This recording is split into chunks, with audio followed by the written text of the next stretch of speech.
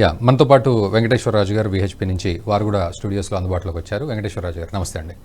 Yeah అయితే ఇప్పటివరకు మనం మాట్లాడుతున్న విషయంలో అటు జమ్మూ కాశ్మీర్ లద్దాఖ్ హైకోర్టు ఈ తీర్పు ఇచ్చింది 2 గుళ్లకు సంబంధించి, అంటే పిటిషన్లో ఉన్న 2 గుళ్ల ప్రస్తావన దానికి సంబంధించి తీర్పు వెలువడించడం జరిగింది. అయితే మామిడి గిరిధర్ గారిని అడిగితే వారేమన్నారు, మరి కోర్టు తీర్పు వచ్చేంతవరకు ఏం చేశాం, ఇన్ని రోజులు ప్రభుత్వం ఏం చేసింది ఈ విషయంలో, ఇంకా చాలా ఉంది కదా చేయాల్సింది, కోర్టు తీర్పు వచ్చేంతవరకు అడుగు పడకపోతే ఎలా అని.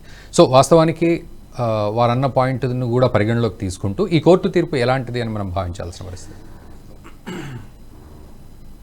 ఆఫ్టర్ అంటే ఇండిపెండెన్స్ తర్వాత జరిగినటువంటి పరిణామ క్రమంలో ఇప్పుడు 370 ఆర్టికల్ తీసేసిన తర్వాత జమ్మూ కాశ్మీర్ మీద 370 ఆర్టికల్ తీసేసిన తర్వాత మొట్టమొదటి శుభ పరిణామం ఇది.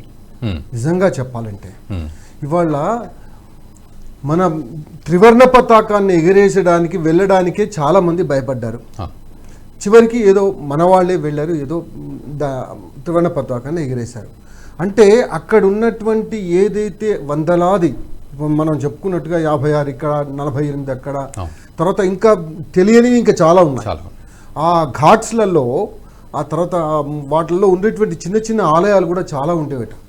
వాటన్నిటిని కూడా ధ్వంసం చేసి అక్కడ ఉన్నటువంటి కొన్నిట్లలో తనకనక వస్తు వాహనాలు కూడా ఉండేటి అనేటువంటి ఆ కాలంలో పెట్టినటువంటి వాళ్ళే కూడా ఉండేటువంటి దాన్ని కూడా తీసేసుకున్నారు అనేటువంటి భావన కూడా కొంతమందిలో ఉంది. ఇంత అన్యాయంగా అక్రాంతంగా వాళ్ళు చేసినటువంటి ఆ యొక్క పనులన్నీ కూడా మనకు తెలుసు. 1990లో డిసెంబర్ 31st రోజు మీరందరూ కూడా హిందూ కుక్కలారా మీరందరూ మీ భార్యలను మీ పిల్లలను ఇక్కడ ఉంచి మీరు మాత్రం వెళ్ళిపోండి అని చెప్పేసి ఆ రోజు అల్లకల్లోలం చేసినటువంటి పరిస్థితి మనందరికీ తెలుసు. ఆ రాత్రి చాలామంది పాపం అలో లక్ష్మణ అని చెప్పేసి వాళ్ళందరూ వెళ్ళిపోయినటువంటి పరిస్థితి. అక్కడ ఉండేటువంటి దేవాలయాలు రక్షించేటువంటి పరిస్థితి కూడా వాళ్ళకి ఆలోచన కూడా తట్టేటువంటి పరిస్థితుల్లో లేదని, అటువంటి పరిస్థితులలో అవి ఉన్నాయి. అయితే ఇప్పుడు వారన్నట్టుగా ఏదంటే ఎప్పుడో ఒకసారి సంవత్సరానికి ఒకసారి ఇక్కడ ఉన్నటువంటి వాళ్ళందరూ కూడా ఒక గ్రూపుగా వెళ్ళిపోయి ఆ యొక్క కార్యక్రమాలు ముగించుకొని వెంటనే వస్తున్నారు. అక్కడ ఉండేటువంటి ధైర్యం కూడా ఇప్పటికీ కూడా కొంత సాహసించడం లేదు అనేటువంటిది మనకు తెలుసు. అయితే అటువంటి క్రమంలో ఇప్పుడు గవర్నమెంట్ మీరు తప్పకుండా వీటి మీద మీరు తీసుకోవాల్సినటువంటి బాధ్యత ఉంది అని చెప్పి ఎప్పుడైతే మనకు కోర్టు చెప్పిందో, ఇప్పుడు మన గవర్నమెంట్ అంటే 370 ఆర్టికల్ తీసేసిన తర్వాత ఇప్పుడు ఉన్నటువంటి ఏదైతే 3 భాగాలు ఏవైతున్నాయో, జమ్మూ అంటే మన దగ్గరే ఉంది, నో క్వశ్చన్. అంటే మన భాగంలో అక్కడ ఉండేటువంటి హిందువులు ఎవరైతే ఉన్నారో 80% హిందువులు ఉన్నారు, నో క్వశ్చన్. దాని గురించి మనం ఆలోచించాల్సింది. కానీ లోయలో ఏవైతే ఉన్నాయో, కాశ్మీర్ లోయలో ఉండేటువంటి పరిస్థితి, లడ్డాఖ్లో ఉండేటువంటి పరిస్థితి, లడ్డాఖ్ కూడా ఇంకా కొంచెం నయం, కానీ కాశ్మీర్ లోయ పరిస్థితి అయితే అత్యంత దారుణంగా ఉన్నటువంటి పరిస్థితి.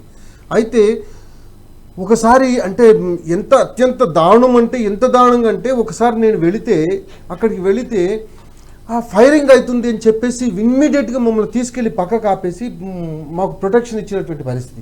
అంటే ఎప్పుడు ఏ సంఘటన ఎక్కడ జరుగుతుంది అనేటువంటిది అక్కడ తెలియనటువంటి పరిస్థితి.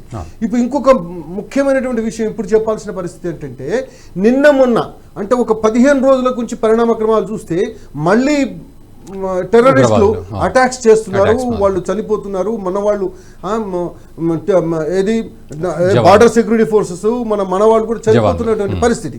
అటువంటి క్రమంలో ఈ యొక్క తీర్పు రావడం అనేటువంటిది ప్రభుత్వానికి ఒక డెఫినెట్గా ఒక ఛాలెంజ్ తీసుకొని దాన్ని చేయాల్సినటువంటి అవసరం ప్రభుత్వం మీద ఉంది ఇవాళ. అయితే ప్రజాప్రభుత్వం రావాలి, అంతవరకు చూడాలి అనేటువంటిది కాకుండా కూడా ఇవాళ ఎక్కడైతే ఈ యొక్క ఉన్న ఈ 2 కాకుండా చాలా ఉన్నాయి.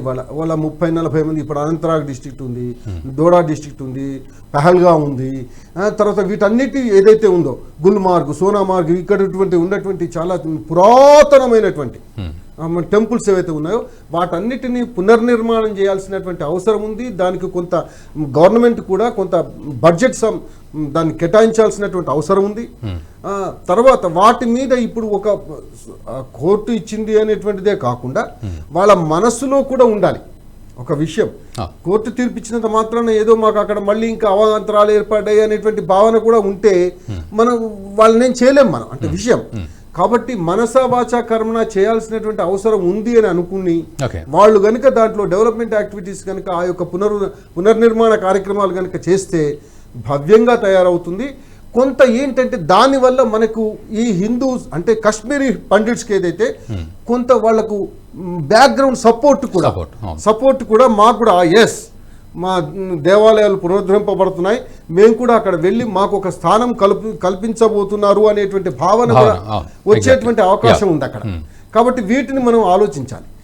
తర్వాత ఇంకొక విషయం ఏంటంటే అక్కడ ఉన్నటువంటి ఈ మధ్యలో అక్కడ ఉన్నటువంటి యూత్ కూడా ఎప్పుడైతే ఈ స్టోన్ పెల్టింగ్స్ ఏవైతే ఆగిపోయాయో దాని తర్వాత వాళ్ళలో కూడా అక్కడ ఉన్నటువంటి యూత్ లో కూడా కొంచెం ఆలోచన భావన వచ్చింది. ఏంటంటే ఎస్ మేము ఇదివరకు తప్పు చేశాము అంటే ఒక 100లో దాదాపుగా 60% ఆ విధమైన ఆలోచన వచ్చినా కొంత మార్పు జరిగినట్టే లెక్క. దాన్ని మనం ఇంకా ఆహ్వానిద్దాం.